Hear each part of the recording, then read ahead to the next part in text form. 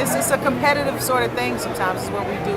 It's a competitive She's the queen who built her empire on unity, respect, and empowerment. But what if I told you that even Queen Latifah, the same woman who gave us Ladies First and became a Hollywood icon, had enemies? are not feeling each other, or I don't feel like there's a bunch of us who get along with each other. Behind the scenes, there were rap wars, diss tracks, and even public call-outs on national TV. Today we're breaking down the 4 artists Queen Latifah hated the most. And just when you think you've heard it all, wait until we get to number 2, because the feud had the world convinced a gun was involved. Number 1. Foxy Brown.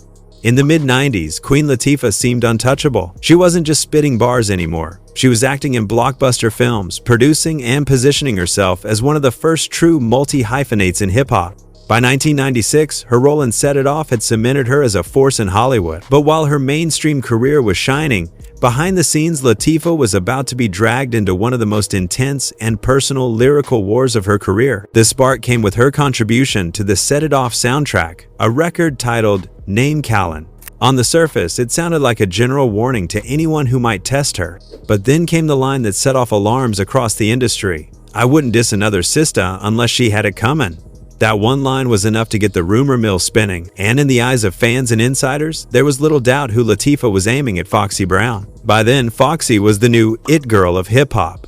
Signed to Def Jam and riding the success of her debut album, Il Nana, she had carved out her lane as the fiery, fashion-forward first lady of Def Jam. She was bold, brash, and unafraid to flaunt her, a sharp contrast to Latifah's regal, Afrocentric brand of female empowerment.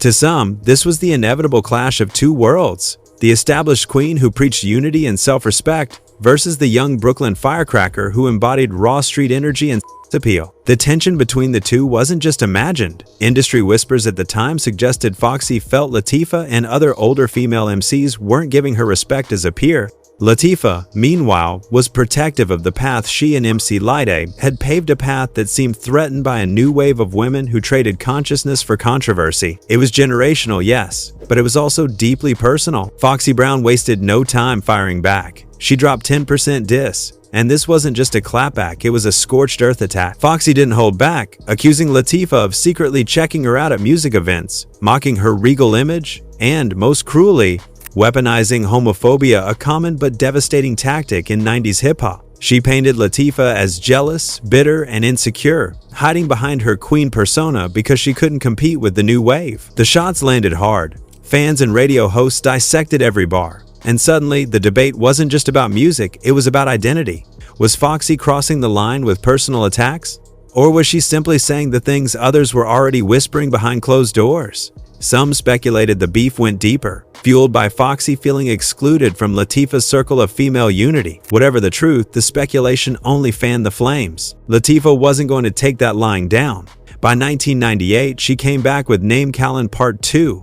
And if the first track was a warning, this one was a direct strike. She ripped into Foxy's reliance on appeal, accusing her of using skimpy outfits and magazine covers to distract from what Latifah called a half-ass flow. Her delivery was sharp, biting, and drenched in confidence.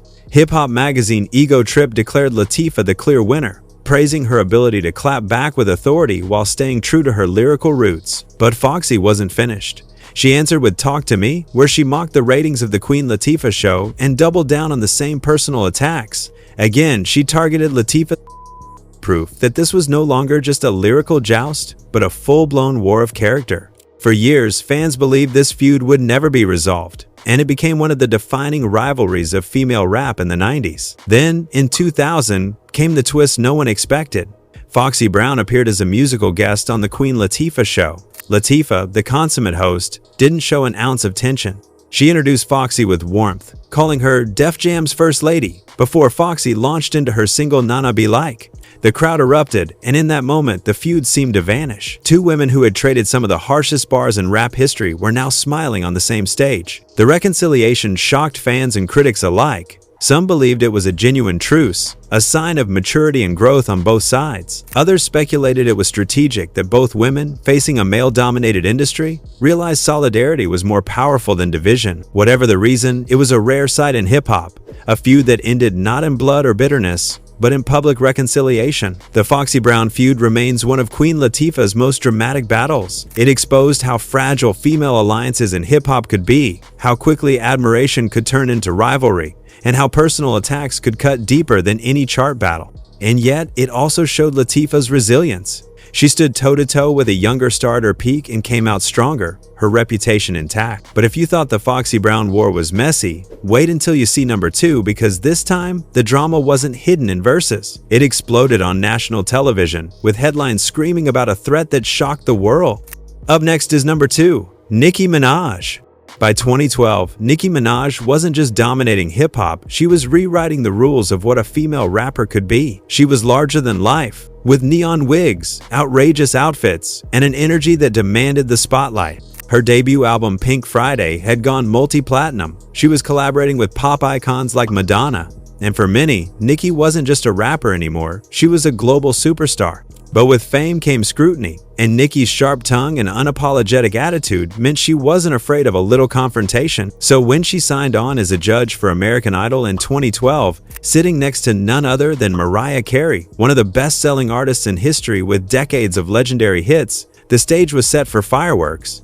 On paper, it should have been a dream panel. Nicki represented the new generation, colorful and fearless. Mariah represented the old guard, refined and iconic. But in practice, the oil and water mix quickly boiled over. Almost immediately, reports of tension leaked from the Idol set. The two clashed constantly, trading barbs in front of contestants and throwing shade off camera. What started as subtle digs soon turned into explosive fights that spilled into the tabloids. According to Mariah, Nicki called her a during auditions and even threatened to shoot her. That accusation shocked not just Idol fans, but the entire entertainment world.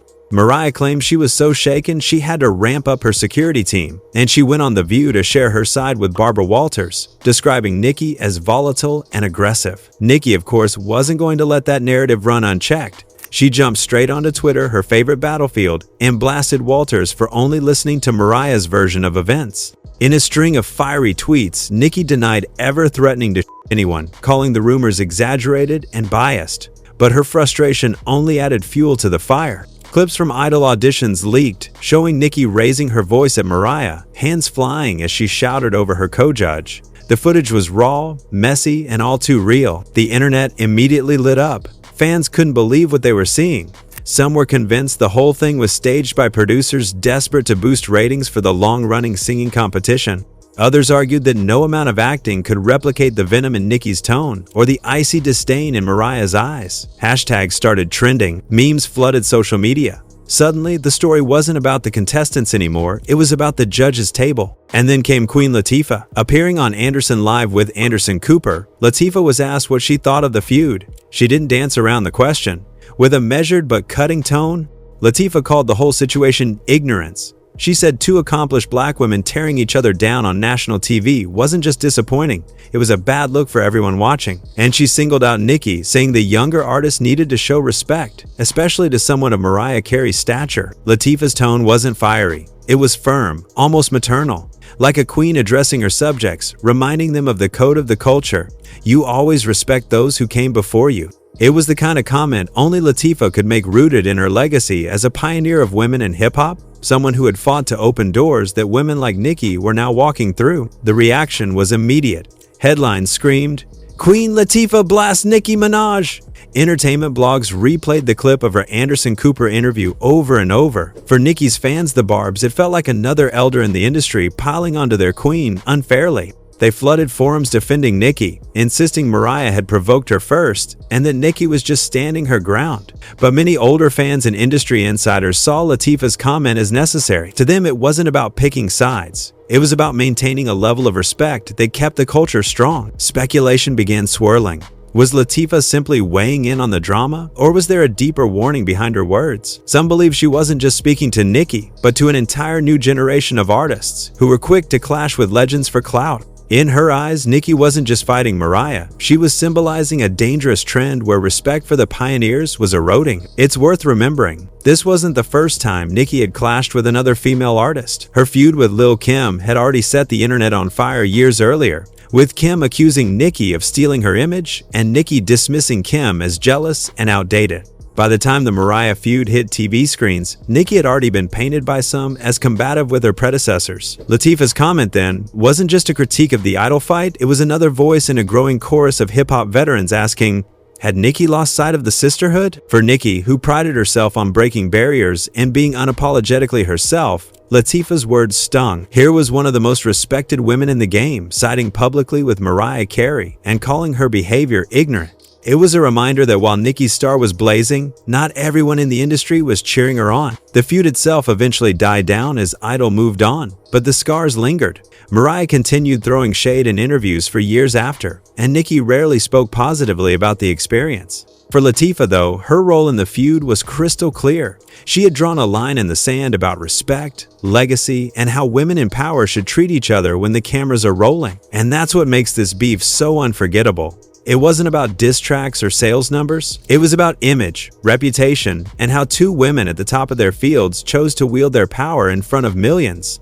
With Latifah stepping in, the feud took on a whole new weight, a generational clash that symbolized the past, present, and future of women in the music industry. And if you thought Nicki's feud with Mariah was dramatic, just wait until you hear about Queen Latifah's war of words with DJ Akademiks, a man who built his career on trolling women, only to find himself silenced by the queen herself. Number 3. DJ Akademiks.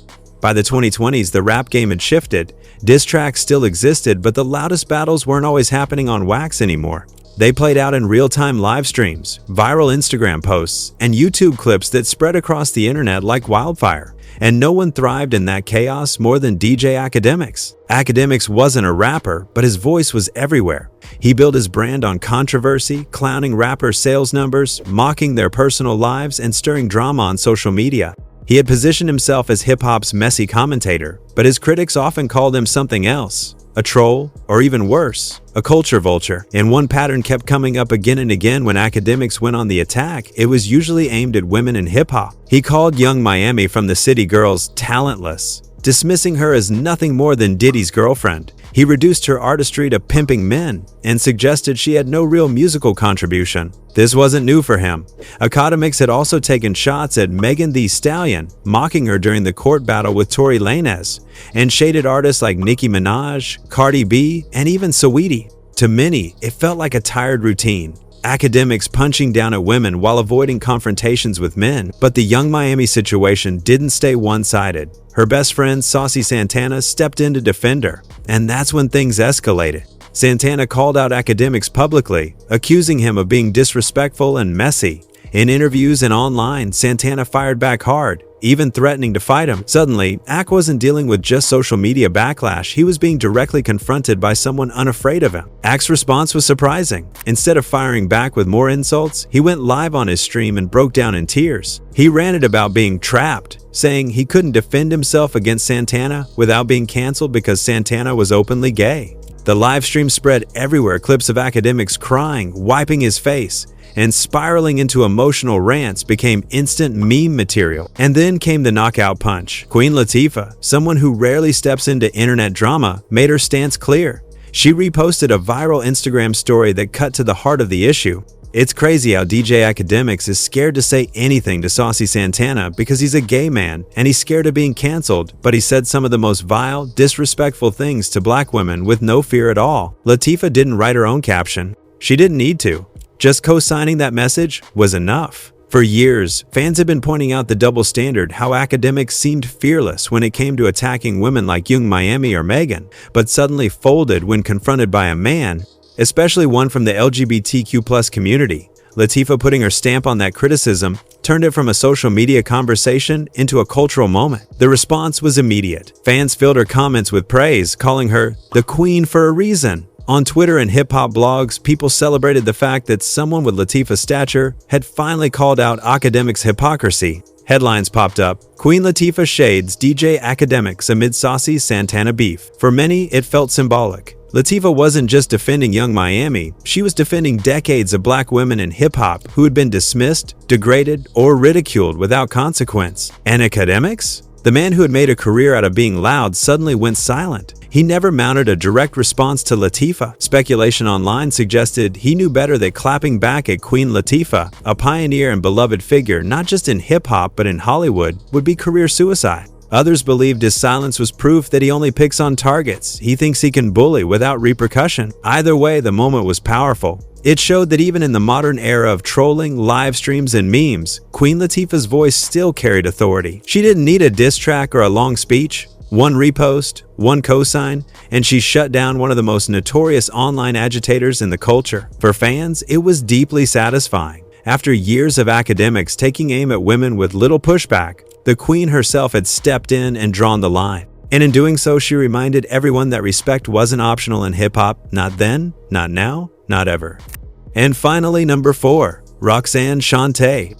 Back in 1991, Queen Latifah was still cementing her reign. She had already made a name with Ladies First and was pushing an image of empowerment, leading a collective of women in hip-hop that included Moni Love, MC Lyte, and Yo-Yo. Together, they projected unity, strength, and sisterhood in an industry dominated by men. For many, it felt like a movement, a new era where women could stand side by side without tearing each other down. But not everyone felt embraced by that vision. Enter Roxanne Shante, the original battle queen of rap. Long before Latifah's debut, Shante was already a household name in hip-hop circles. At just 14 years old, she made history with Roxanne's Revenge, a track that lit a fire under the entire genre. She was fierce, witty, and unafraid to go toe-to-toe with men twice her age. Shante helped prove that women could exist in the rap arena, not as novelty acts, but as true lyrical warriors. But by the early 90s, something had changed. While Latifah and her circle were enjoying mainstream attention and magazine covers, Shante felt sidelined. She had laid the foundation, yet it seemed like the house was being built without her. That resentment boiled over at the Sisters in the Name of Rap concert in 1991.